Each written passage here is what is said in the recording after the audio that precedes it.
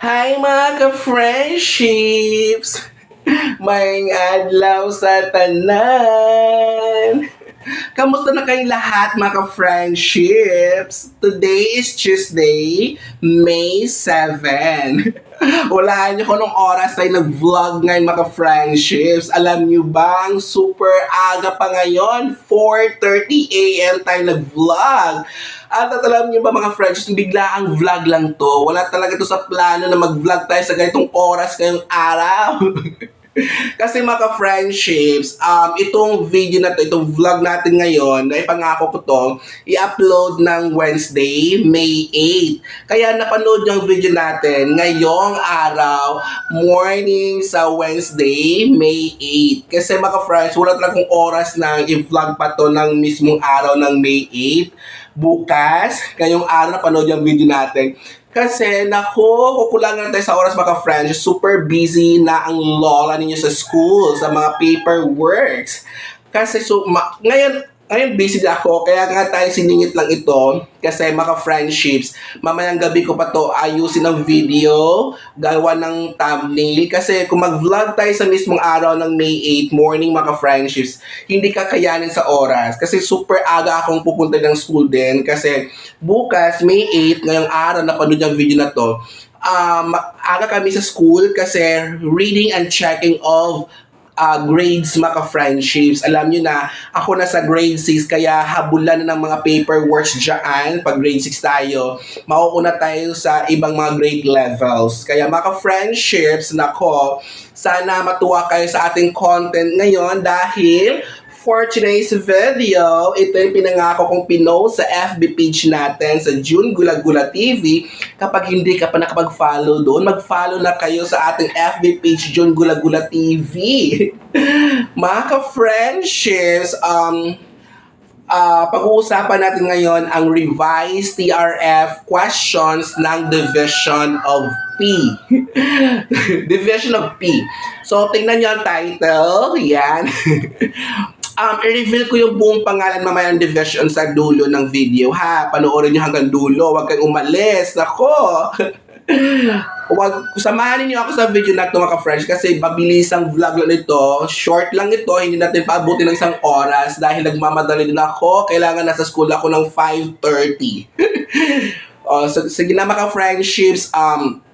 Kung napanood niyo yung mga or na-review niyo yung mga videos natin na mga original TRF questions at mga answers natin doon mga friendships, talagang makakasagot kayo. I'm sure 101% makakasagot kayo sa questions ng division ninyo. Bakit? Almost the same ang questions, pare-pareho lang, pero may konting dagdag lang siya. Kaya mga friendships, kapag yun ang naaral ninyo, at kung na-late man kayo, kasi ngayon, meron na daw batch na mag-take ng TRF exam sa May 8, today, pero mayroon pang mga next batches daw, kasi ang naghatid natin dito ng sender natin from that division of P, hindi siya kasama sa batch na to ngayon sa May 8. Pero sa mga magti-take ng May 8 ngayong araw, so good luck, galingan ninyo. Basta kapag na-review nyo yung original questions ng TRF, makakasagot talaga at ma-perfect niyo ang mga questions na to. Kasi halos pareho lang eh. Ang dinagdag lang din na sub-question, parang ganun lang din. Walang major revisions dito. Yes, revise siya, pero very lang siya, kunting revise lang, ganun. So mga friendships, nakasummarize na ang sagot natin. Sa questions na to, pwede siyang masagot ng a maximum of 10 sentences. Kaya pwedeng masunod yung sinabi nila na maximum of 10 sentences lang. Kaya goods na tong mga sinagot ko dito, nakasummarize na din. Kaya mga friendships, kung nagmamadali ka at mag-take ka na ngayong araw na to, dumiretso ka na sa comment section. Tingnan mo na dyan, nandyan sa comment section, nakapin ang mga sagot ng ating TRF, ng ating content ngayong araw, ating video. Pero kung hindi ka pa mag-take ngayong araw, naku, mamaya ka na tumingin at mag-screenshot, mag-copy-paste, samahan niyo muna ako sa ating video hanggang dulo. At huwag kang mag-skip ng ads. Okay, diretso na tayo dito. Simulan natin.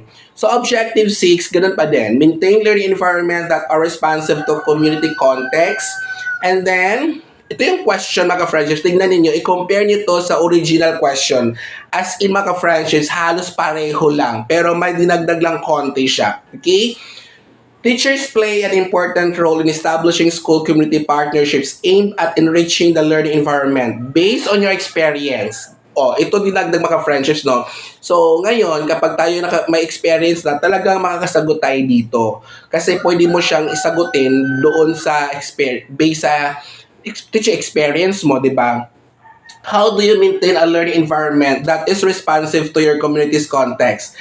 Please specify what community did you engage with and what specific contributions you had that open opportunities to improve your school community. So dito mga friendships, ang nilagay ko dito mga friendships, na may mga naka-general insights o kaya mayroon based sa experience ko, pwede nyong kopyahin, pwede nyong gayahin kasi baka malay natin, di ba, pareho tayo ng experience din. So, pwede ninyo nung gayahin at feel free din mga friendships to edit or revise ng ating sagot.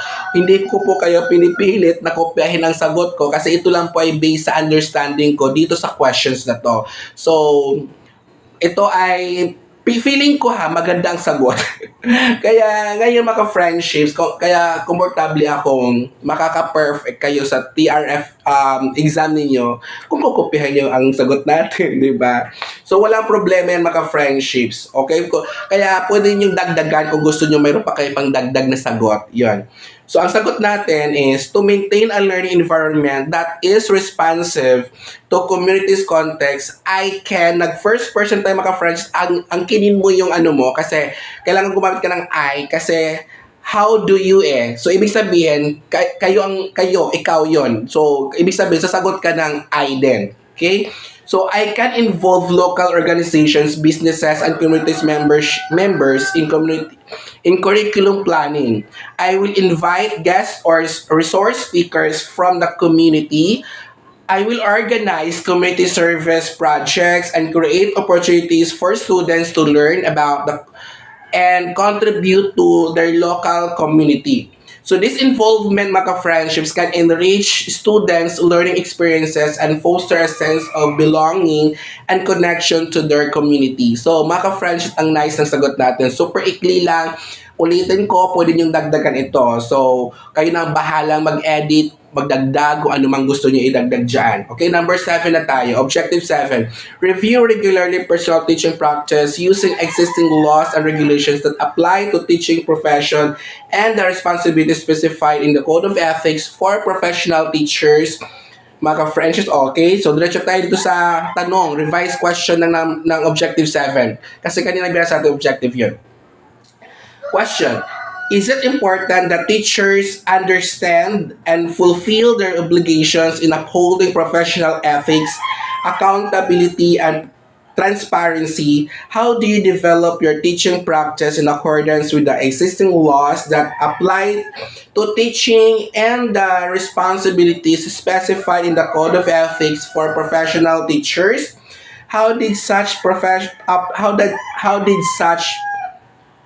personal teaching practice promote professional and harmonious relationships with learners, parents, schools, and wider community that you serve? Okay? Ito yung sagot natin mga friendships. Meron siyang introductory at then meron siyang nakabolit na mga isa-isa dito mga friends na dapat natin gawin.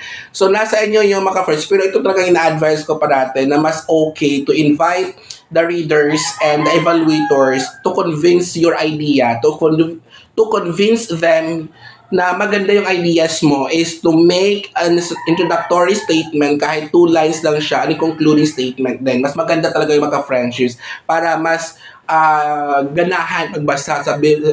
Pero wag flowering words, walang paligoy-ligoy dito, diretso ka agad. Yung introductory mo, related lang doon sa question, parang ano nang mapawaw mo lang yun,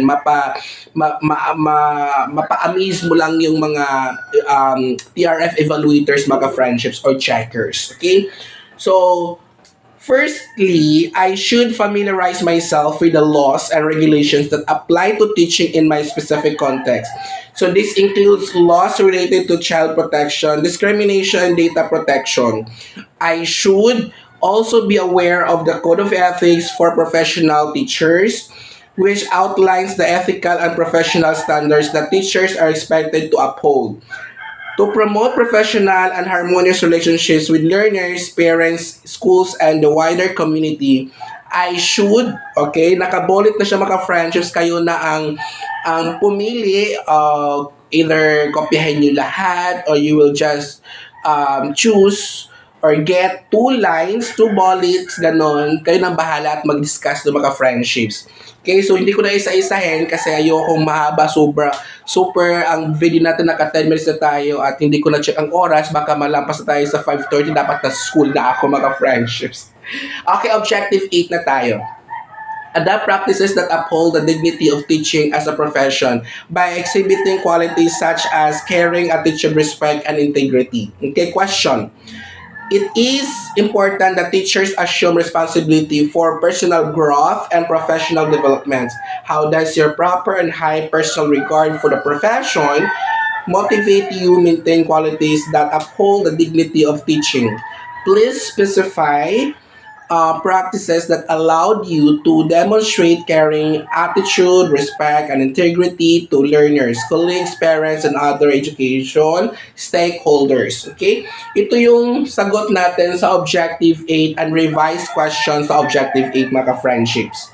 Maintaining a proper and high personal regard for the profession of teaching can be a powerful motivator for me as a teacher to continually strive for personal growth and professional development. So I will, mga friendships, engage in ongoing learning and professional development opportunities to enhance my skills and knowledge. I will foster positive relationships with my students, my colleagues, co-teachers, and other education stakeholders by demonstrating respect, empathy, and kindness.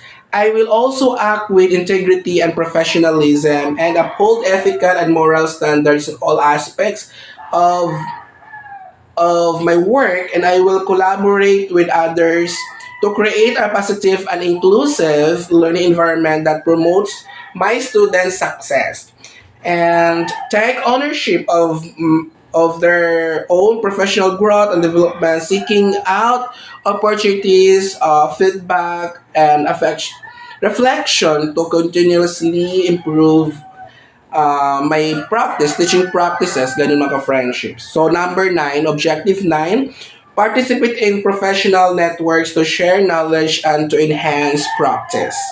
So, yung question mga friendships, super the same lang talaga siya doon sa original. So, walang kaiba. Kaya ito, ito yung question ha. Personal and professional reflection and learning of teachers allowed to opportunities to improve teaching practice, and what co-curricular and extracurricular organizations and activities did you participate in that enable you to share your knowledge and enhance your teaching practices? How did your membership in this organization, participation in this activity contribute to your professional development? Ano yung kaibahan dito sa question na to sa original? Yung 1 line na nilagay sa taas, itong personal and professional reflection learning to teachers allowed to opportunities to improve teaching practice, yun lang po yung nilagay sa taas. But yung mga sub-questions, mga friendships, yun pa din yun, doon sa original. Kaya mga friendships, walang major revision sa division ninyo mga friendships. Kaya i-attach ko din sa baba, dito sa ating comment section ng video natin mga friendships, yung original questions mga ka-friendships, yung mga videos na original questions para alam yung mga ka-friendships na nagsasabi ako ng totoo kasi para at least ma-review nyo din yung mga original kasi meron tayong 6 original answers mga friendships sa TRF. Kaya mas okay pag na-review natin yung lahat na yon, yung original na yon para kung anumang mangyari, i-revise, baguhin ng division ng questions ninyo sa TRF exam. At least makakakuha at meron pa rin kayong isasagot mga friendships. Okay, ito yung sagot natin. Okay, maikli lang din. Participating in co-curricular and extracurricular organization activities can provide us with valuable opportunities to share our knowledge, gain new insights, and enhance our teaching practices. So, some examples of such organization activities that I participated: one, National Council of Teachers of Mathematics and National Teachers Science Teachers Association, so dalawang organization. Pwede niyong kopyahin ito mga friends kasi mga char-char lang to, char-char lang siya. Kunwari. Pero kung meron kayong inatinan na organization, MTAP, ganun sa math. Science club, English club, robotics, kahit ano mga friendships na organization sa education mga friendships, pwede nyo ilagay dito, ipalitan nyo lang tong dalawang nilagay ko organization. Tapos, yung sunod na yun ng reason, dahilan, mga friends, kung bakit ka umattend dyan at anong na-contribute na itulong to sa sarili mo, pwede mo nang kopyahin mga friends. Ito, pwede mo kopyahin ito mga friendships. So, membership in these organizations and participation in these activities contributed to my professional development by providing opportunities to learn from and collaborate with other teachers or educators kasi magkikita-kita-kits kayo dyan ng mga kapwa teachers natin, 'di ba? Ang mga expertise, mga experts, 'di ba? Ma-share nila yung mga expertise sa atin, sharing of ideas, sharing of experiences, sharing of insights, ganun mga friendships. So, magkakaroon ng collaboration. So, mas ma-develop ang ating mga teaching skills, ang ating teaching approaches, strategies, mga ka-friendship ba? At ating communication din, ating communication skills, o kaya ating leadership, teamwork, at through this mga friendships, natutunan natin sa ating mga kapwa guro, kapwa teachers na na-meet natin for that organization or training man yan, seminar man yan, na may turo din natin sa ating mga students. Kasi ganoon naman talaga mga friendship Kapag mayroon tayong natutunan dito sa ating training, sa ating seminar, pwede natin kailangan natin ituro din sa estudyante. Kaya mga friendships, kaya pinadala tayo ng mga training, mga seminars, mga workshops diyan kasi ituro mo sa estudyante mga friendships. Kaya meron din tayong inset, di ba? Kung mga uma-attend ng mga seminars, trainings, i-re-echo, maging ikaw naman din yung resource speaker or isa sa mga speakers doon sa inset natin mga friends. Ganun talaga ang public, di ba? Tulungan. Oh. So yun mga friendships ang sagot natin sa number 9. So reviewin niyo yung mga original natin na sagot mga friends, original questions. Nasa comment section din yung mga video links ng mga original TRF questions natin. So, huwag na natin masyadong patagalin mga friendships kasi wala nang oras. Kailangan kong 5:30 na sa school na. At ngayon, Wednesday, napanood yung video natin, May 8, kasi mga friendships na vlog na natin ito kahapon, May 7, which is now, na vlog natin. Huwag kayong malito. So, kasi ang hirap pag i-vlog natin the same day at ayusin ang video, i-edit at saka gawa ng thumbnail, i-upload, matagal mga friends. Habulan na ngayon. Busy na ang lola ninyo mga friendships sa mga paperwork kasi asap na yun lahat. So thank you so much mga friendships and sana nag-enjoy at may natutunan kayo. By the way, naipangako ko sa inyo, ang division na to ay from SDO Pampanga. So, kasi baka nalito kayo, baka Palawan ang naisipin nyo. So, marami kasing, pagka-friendship, no? Palawan, Pangasinan, Pampanga, mga ka-Frenchies, 3 ang ating na vlog. Mayroon tayong TRF ng Palawan, TRF ng Pangasinan, at ngayon TRF ng Pampanga. So mga ka-Frenchies, sana may natutunan kayo. Ngayon ay TRF ito ng Pampanga. So good luck, sana galingan ninyo at makakuha kayo ng malaking score o kaya ma-perfect, at huwag niyo masyadong asahan ang video na to. Panoorin ninyo ang mga iba pang TRF reviewers natin para mas marami tayong natutunan, marami tayong bala. Kung sakali mang baguhin at hindi ito ang question, at least marami pa rin kayong pwedeng isagot kasi na-review nyo ang mga ibang mga revised questions ng ibang division din. Thank you so much sa pagsama sa ating vlog, sa ating video hanggang dito, and maraming salamat. Huwag kalimutan, gigugmaw kamutanan. See you sa ating next video. Bye!